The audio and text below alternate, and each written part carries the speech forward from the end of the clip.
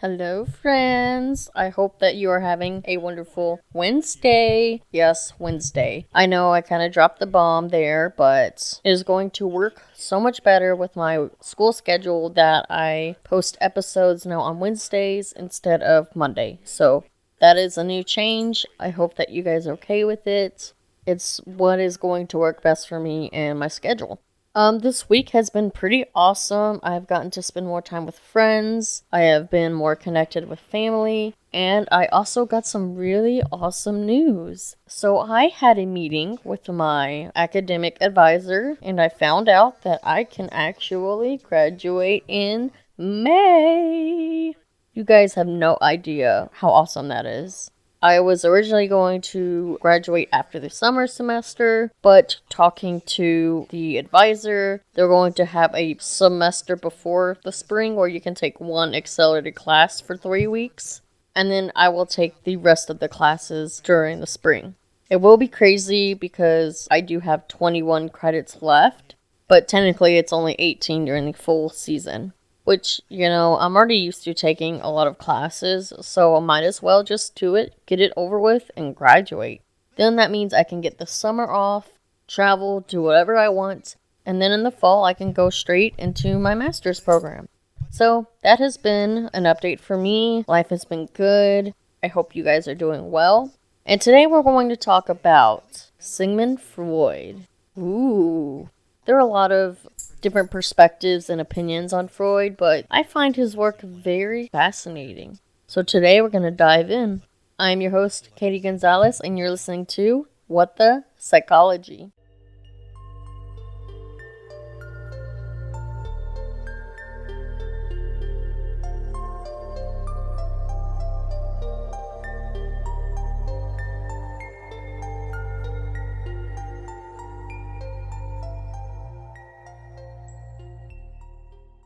Alright, so Sigmund Freud is undoubtedly one of psychology's most famous figures. He is also one of the most influential and controversial thinkers of the 20th century. Sigmund Freud's theories and work helped shape our views on childhood, personality, memory, sexuality, and therapy. Other major thinkers have contributed work that grew out of Freud's legacy, while others developed new theories in opposition to his ideas. Which is also good because if you really think about it, back in the time, he is pretty much the founder of this field. And there were no other ideas floating around at the time. So although we can criticize his works, which, they need to be, some of them definitely, then if he never even came up with anything, what would we have to criticize? What would we have to grow from? So I just want you guys to reflect on that as we do go through these because some of his theories are pretty weird. Not only in today's standards, but definitely back then. Alright, so a little background on Sigmund Freud. He was born Sigismund Shlomo Freud on 6 May 1856, and he died on 23 September 1939. He was actually an Austrian neurologist and the founder of psychoanalysis, a clinical method for treating psychopathology through dialogue between a patient and psychoanalyst, which we'll get into a little bit later. Freud was actually born to Jewish parents in the Moravian town of Freiburg in the Austrian Empire, and this is now in the Czech Republic. And he was actually the oldest child of 8 children. Both of his parents, they were from Galicia. It's a historic province straddling modern-day West Ukraine and southeast Poland. So his father, Jacob Freud, he was actually a wool merchant, and he had 2 sons, Emmanuel and Philip, by his first marriage. His family, so his father's family, they were Hasidic Jews, and although Jacob himself had moved away from the tradition, he came to be known for his Torah study. So him and Freud's mother, Amelia Nathan-Sohn, who was 20 years younger than him, and his third wife, they were married by Rabbi Isaac Noah Mannheimer on 29 July 1855. And at that point, that's when they did have 8 children. So 2 of those children that his father had were before him. So really, his dad had 10 children. So they were struggling financially, and they were living in a rented room in a locksmith's house at Schlossergasse when their son Sigmund was born. And he, of course, was the first of 8 children. In 1859, the Freud family left Freiburg, and Freud's half-brothers, they actually immigrated to Manchester, England. So Jacob Freud took his wife and 2 children. This at the time was Freud's sister Anna, who was born in 1858, and his brother Julius, who was born in 1857. Unfortunately, he died in infancy. Firstly to Leipzig, and then in 1860 to Vienna, where 4 sisters and a brother were born: Rosa, Marie, Adolphine, Paula, Alexander. In 1865, the 9-year-old Freud, he actually entered a prominent high school, and I have the name, and I do not know if I will be able to pronounce this. It's Leopoldstadter Kommunalgymnasium. He proved to be an outstanding student, and he actually graduated from the Matura in 1873 with honors. And Sigmund Freud, he loved literature. He was proficient in many languages to include German, French, Italian, Spanish, English, Hebrew, Latin, and Greek. And, I mean, I can speak English, Southerner, and a little bit of Spanish, so that's insane. And one thing we don't talk about is other countries in the world. They are known to be proficient in like 3 or 4 other languages. So I kind of wish the United States was a little bit more towards that. But that's one thing I would change if I could. Moving on, Freud, he entered the University of Vienna at age 17. He had planned to study law, but he actually joined the medical faculty at the university, where his studies included philosophy under Franz Brentano, physiology under Ernest Bruck, and zoology under Darwinist Professor Karl Claus. In 1876, Freud spent 4 weeks at Claus's zoological research station in Trieste, dissecting hundreds of eels in an inconclusive search for their male reproductive organs. In 1877, Freud then moved to Ernst Bruck's physiology laboratory, where he spent 6 years comparing the brains of humans and other vertebrates with those of frogs, and invertebrates such as crawfish and lampreys. Okay, I would not want that job because you guys already know how I feel about frogs. So his research on the biology of nervous tissue proved seminal for the subsequent discovery of the neuron in the 1890s. So his work had profound effects. Even if there are things he didn't discover necessarily, his research led to those discoveries. So that's pretty cool. I never knew he was linked to the neuron. Freud's research work was interrupted in 1879 by the obligation to undertake a year's compulsory military service. The lengthy downtimes enabled him to complete a commission to translate 4 essays from John Stuart Mill's collected works. And he actually graduated with a medical degree in March of 1881. Throughout his career, he did publish many books. A few of those are listed as The Interpretation of Dreams, The Psychopathology of Everyday Life, Totem and Taboo, Civilization and Its Discontents, and The Future of an Illusion. So there are many theories that Freud came up with, and they are very controversial, at least some of them are, and we are going to go into more of those. Alright, so let's talk about psychoanalysis and the psychoanalytic theories that he came up with. The underlying theme of these is that human behavior are dynamic interactions between the conscious and the unconscious minds. And classic Freudian psychoanalytic theory, there are 3 levels of awareness that differently influence thoughts, feelings, and behaviors. 3 conflicting aspects of personality influenced by awareness and development, and psychosexual stages influenced by fixation, or even lack thereof, on erogenous zones. Now, the psychoanalytic levels of awareness are the conscious mind, which is what we are presently aware of, the preconscious mind, which is what is stored in one's memory that one isn't presently aware of but can access. And then there's the unconscious mind, which is part of our mind that we can't become aware of. Now, when it comes to psychoanalysis therapy, the therapeutic techniques such as the use of free association and transference are used. And he had a client, and she was invited to talk about her symptoms while under hypnosis. So she would coin the phrase talking cure for her treatment. But in the course of talking in this way, her symptoms become reduced in severity as she retrieved memories of traumatic incidents associated with their onset. The inconsistent results of Freud's early clinical work eventually led him to abandon hypnosis, and he just encouraged patients to talk freely, without any censorship or inhibition about whatever ideas or memories.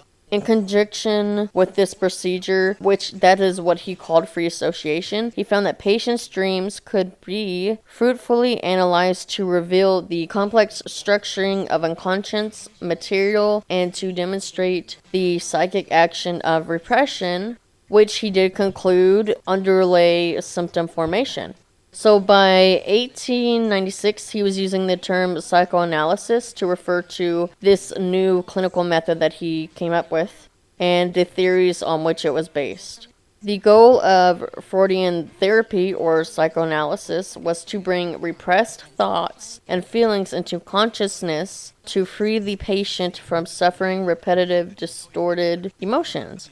Now, classically, the bringing of unconscious thoughts and feelings to consciousness is brought about by encouraging a patient to talk about dreams and engage in free association, in which patients report their thoughts without reservation, and they make no attempt to concentrate while doing so. Another important element of this is transference, which I mentioned before, and this is the process by which patients displace onto their analysis feelings and ideas which derive from previous figures in their lives. This was first seen as a regrettable phenomenon that interfered with the recovery of repressed memories and disturbed patients' objectivity, but by 1912, Freud had come to see it as an essential part of the therapeutic process. So very interesting. This is how therapy got started, and nowadays they use different methods of conducting therapy, but this is where it all began.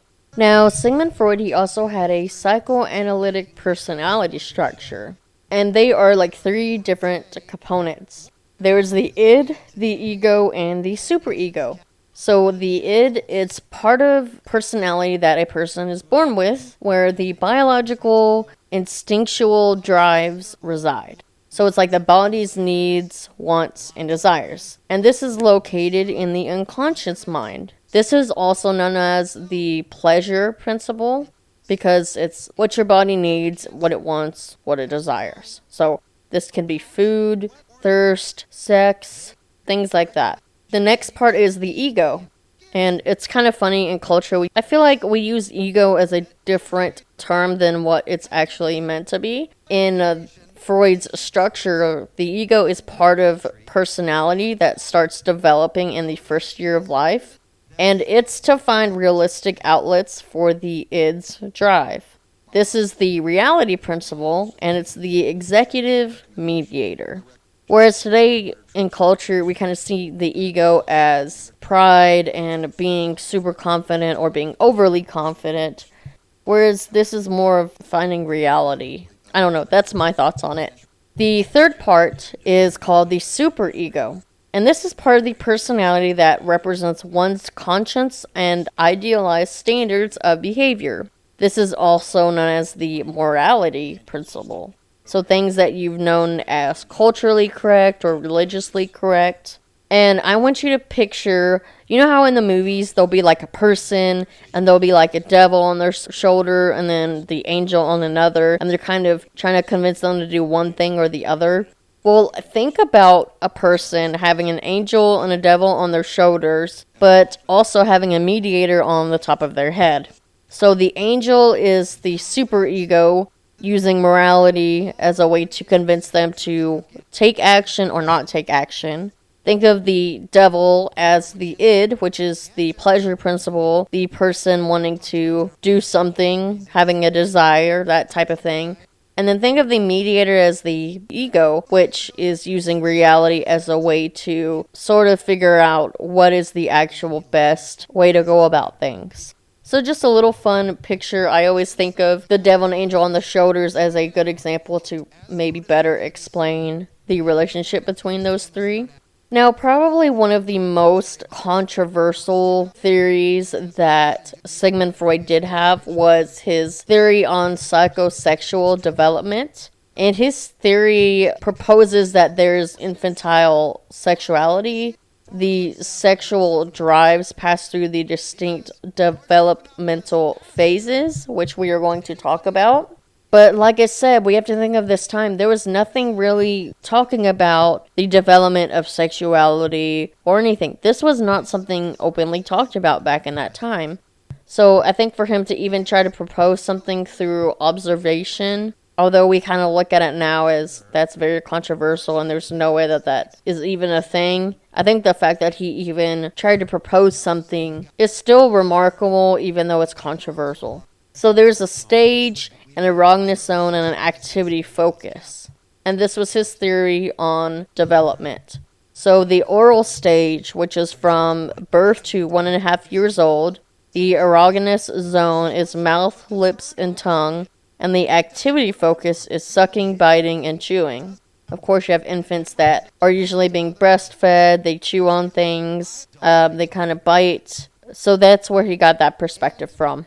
Now, the anal stage, which is from age 1.5 to 3 years old, the erogenous zone is the anus, and the activity focus is bowel retention and elimination. For me, this doesn't really make much sense because even as a baby, babies constantly poop and things like that. So I think that in this stage, his whole proposition was that that's usually when they're being potty trained and they're learning how to properly eliminate their bowels.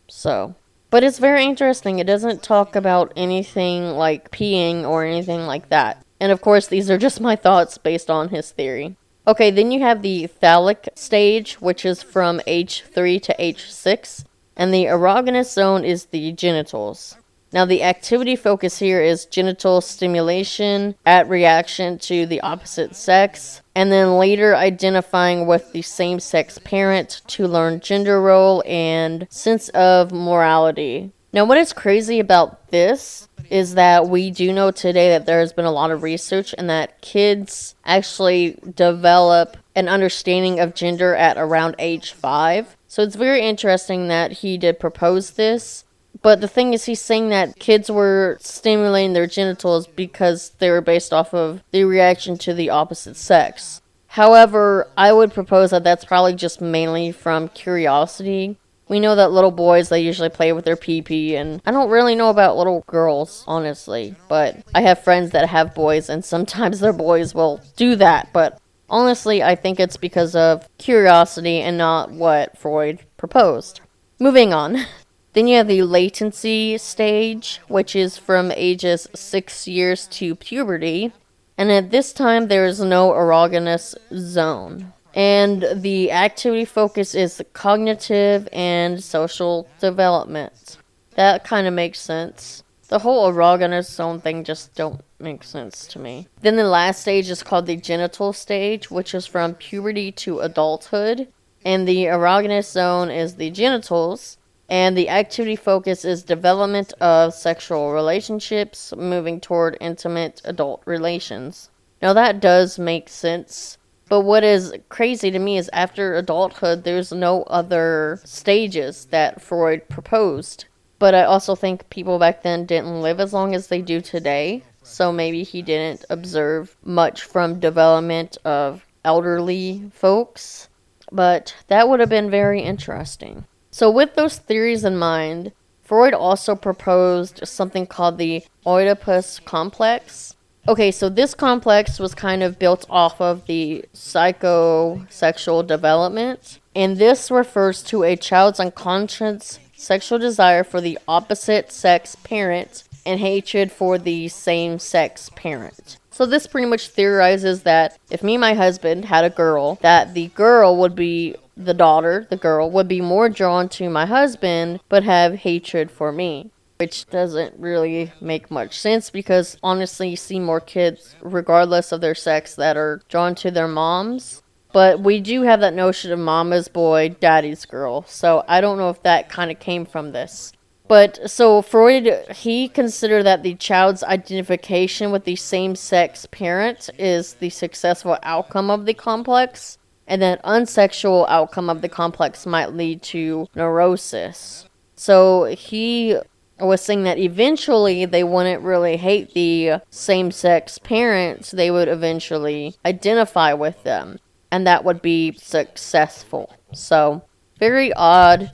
It's a theory he had. Like I said earlier, because of his works, many people came for support of him or out of opposition of his theories. So we learned and we grew from his originality. Whether we agree with them or not, we can still say that it was very significant at the time. So I did talk a little bit earlier, I mentioned dreams very briefly, and Sigmund Freud had different theories about our dreams, which now today are pretty much completely irrelevant with modern day science, but we're going to dive into this anyway. His theory was that our wishes and fulfillments, they provided him with models for the clinical analysis of symptom formation and the underlying mechanism of repression. For Freud, every dream was meaningful, no matter how nonsensical it may seem or how little of it we remember.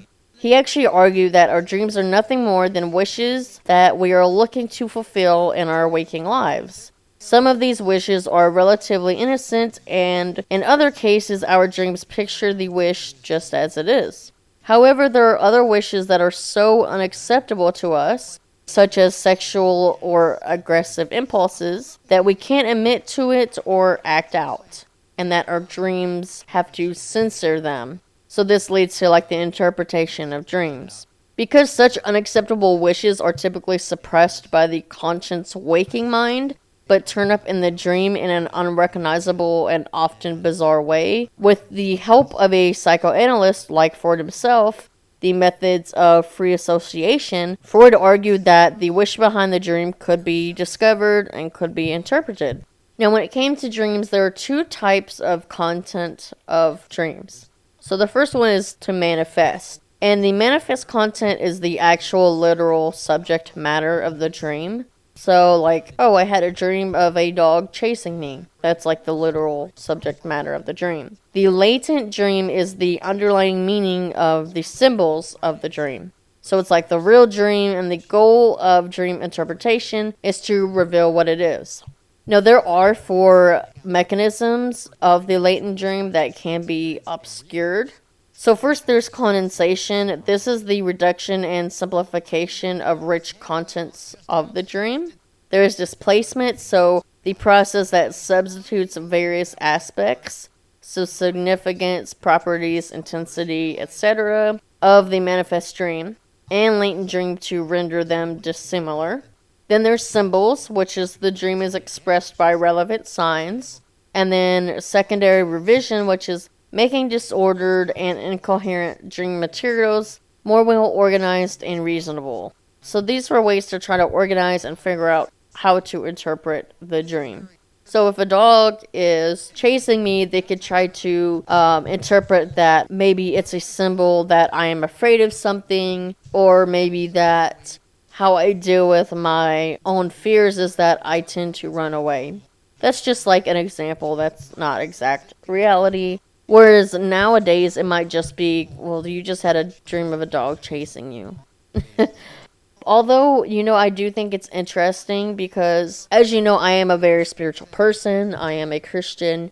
And I do know that in the Old Testament, it does talk about Moses interpreting dreams. I don't know, very interesting. Maybe there is something to actual interpretation, or maybe that was just a gift that God gave Moses at the time. Now, it is funny that I talked about the fake dream that I talked about the dog running away. And so Freud proposed that to deal with anxieties and arousing impulses, we have defense mechanisms. And I think even today this is pretty current. I think most people kind of actually accept this, but maybe not to its full extent.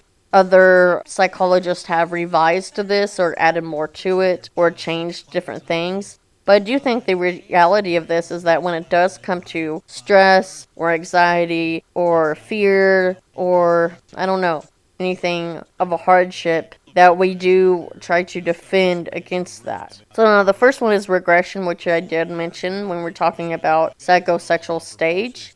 And this is when you retreat to a more infantile stage where some psychic energy remains fixated. There's the reaction formation, which is switching unacceptable impulses into their opposites. Then you have projection, which is disguising one's own threatening impulses by attributing them to others. Then you have rationalization, which is offering self-justifying explanations in place of the real, more threatening unconscious reasons for one's actions. So you're pretty much trying to explain why you do things. Then you have displacement, which is shifting sexual or aggressive impulses toward a more acceptable or less threatening object or person. Now, this is very interesting when I was reading this, because the displacement part makes me think of when we were talking about phobias and how we were talking about desensitization.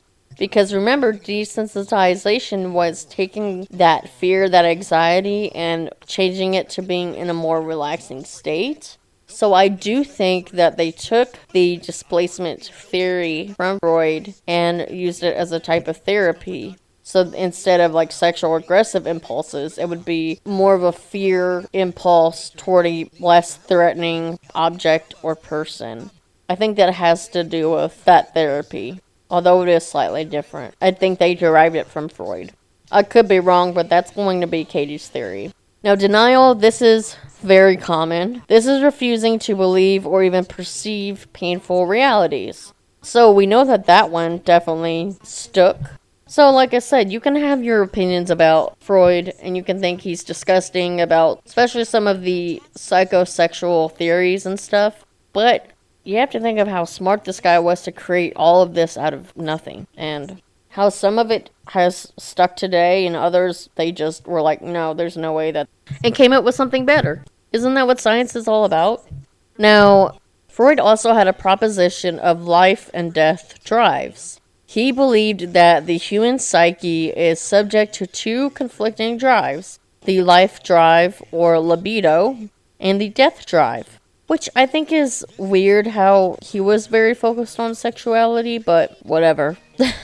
The life drive was also termed eros, and the death drive, thanatos, which I think is funny because it's very close to phantos. Although Freud did not use the latter term, thanatos, that was actually introduced in this context by Paul Federn. So Freud hypothesized that the libido is a form of mental energy with which processes, structures, and object representations are invested. Which now we know that the libido is more of a sexual part of your body. And I also don't like that there wasn't a lot of detail on this when I was doing my research. However, what came to mind when I was reading this was I thought of the movie series called Saw, and I think I've only watched the first few movies when I was younger, but it's pretty much about this crazy clown throwing people in situations that they have to escape, and it's a life or death situation. And they conclude in the movie that most people don't want to die, they want to try to live no matter what they have to do. So,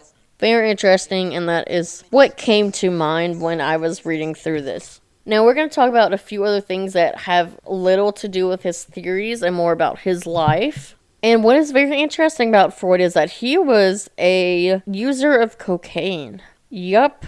As a medical researcher, Freud was an early user and proponent of cocaine as a stimulant as well as analgesic. He actually believed that cocaine was a cure for many mental and physical problems. And in his 1884 paper, it was titled On Coca, which is actually the plant that cocaine comes from, he extolled its virtues. Between 1883 and 1887, he wrote several articles recommending medical applications, including its use as an antidepressant. he narrowly, and I mean narrowly, missed out on obtaining scientific priority for discovering its anesthetic properties, of which he was aware of, but had mentioned only in passing. He never permanently wrote it down anywhere, which is funny because later that's kind of what they used cocaine as, because at the time they heavily used morphine, and morphine was quite addictive, but I don't think he realized the addictive properties of cocaine. But so he would actually recommend cocaine as a cure for morphine addiction. Kind of silly from what we know today. So he had introduced cocaine to his best friend Ernst von Fleischl-Marxell, who had become addicted to morphine, taken to relieve years of excruciating nerve pain, resulting from an infection acquired after injuring himself while performing an autopsy. I wonder how that went. Like, he was in an autopsy and injured himself? That's probably quite a story. I wish I had more on that. So Freud claimed that his friend was cured of his addiction and that it was premature, although he never acknowledged that he had been at fault, because then his friend developed an acute case of cocaine psychosis and soon returned to using morphine, dying a few years later, still suffering from intolerable pain. You have to remember, back then they had few drugs available for anesthetics, for pain relief, for surgery. Painkillers were not a thing. So they were using what they could, but the problem was with the dosages and not knowing the full properties of these drugs. They wouldn't know the effects. They didn't know the risks versus the rewards. They didn't know how much to give them. Back then, they just didn't have the information that we have today. Now, the application as an anesthetic turned out to be one of the few safe uses of cocaine. And as reports of addiction and overdose began to filter in from many places in the world, Freud's medical reputation became somewhat tarnished. In my opinion, it's like kind of like what today, we have one thing and then we come up with something new, something better. And maybe cocaine wasn't the best thing, but he was just trying to figure out something that would work. Also, back then they didn't have the FDA, they didn't have regulations, they didn't have processes to make sure that these certain type of drugs were safe. So they would just be like, here's a drug, let's try it and see what happens. So after the cocaine episode, Freud ceased to publicly recommend the use of the drug, but he did continue to take it himself occasionally for depression, migraines, and nasal inflammation during the early 1890s before discontinuing its use in 1896. I find this interesting because it says nasal inflammation, and I don't know, you think that it would cause that. I know that people that do cocaine, why their nose bleeds is because it punctures like the nasal membrane, so that's usually why people have a lot of nosebleeds, but I'm not too sure about the inflammation and if it causes that. I am taking a drug awareness course this semester, so that's how I know about some of these. And I do want to do a later episode on drugs or have a series on them and talk about a specific one and go into its effects and different things. So that's something to look forward to. Now, very interestingly enough, in January of 1933, that's when the Nazi Party took control over Germany, and Freud's books were prominent among those they burned and destroyed. So it's kind of crazy. Like, I wonder if there's things that they burned and destroyed that we don't know about, or maybe they did retain everything. But Freud, he did remark to his friend Ernest Jones. He said, "What progress we are making. In the Middle Ages, they would have burned me. Now they are content with burning my books." But Freud, he did continue to underestimate the growing Nazi threat, and he actually remained determined to stay in Vienna, even following the Anschluss of 13 March 1938. And that's when Nazi Germany actually annexed Austria, and the outbreaks of violent anti-Semitism ensued. There were people that tried to convince him to leave. Jones, who was then the president of the International Psychoanalytic Association, or the IPA, they actually flew into Vienna from London on 15 March, and they were pretty much determined to get Freud to change his mind. They wanted him to seek exile into Britain. They wanted to protect him at all costs because he had so many theories, he had so many works, and they wanted to keep him safe. Even though if they burned his books, they needed to keep him safe. They needed his ideas. I mean, this was revolutionary in that time. So this prospect and the shock of the arrest and interrogation of Anna Freud, which was his wife, by the Gestapo, that is what convinced Freud that it was time to leave Austria. So luckily he got out of Austria, he survived, all is well for Freud and his family. But I just think of how stubborn he was. Like, what if they never interrogated his wife? What if they captured them, put them on a train, and sent them to Auschwitz or something? Like, what would have happened? What other discoveries that he came to later would we have known about or not known about? Luckily, they got out of there. So, now, Freud's enduring contributions. So, these are things that we still look at and we pretty much accept today. His concept of unconscious motivation. Early experience can affect later development. So he had a theory that if you were exposed as a child to like trauma, that can affect your later development. Parenting styles can affect later development. Those things. And those things were outrooted by his theories. Another one is the important role of emotions and the subconscious. Very prevalent today. Also, change as occurring through conflict resolution. So although Freud had many theories that we can kind of look at and be like, ooh, he seems like a pervert and things like that, honestly, no one else was coming up with this stuff at the time. They just weren't. And even though back in that day and even today we go, whoa, wait a second, why would anyone think that? We have to remember that no one else at the time was coming up with anything. And he was just exploring, he was proposing things that he saw from his viewpoint, things that he observed, and was saying, hey, this might be a cause of this, or these might be the stages of development in their mind and their sexuality. Although now we don't accept things like that, like I said, he did have many contributions.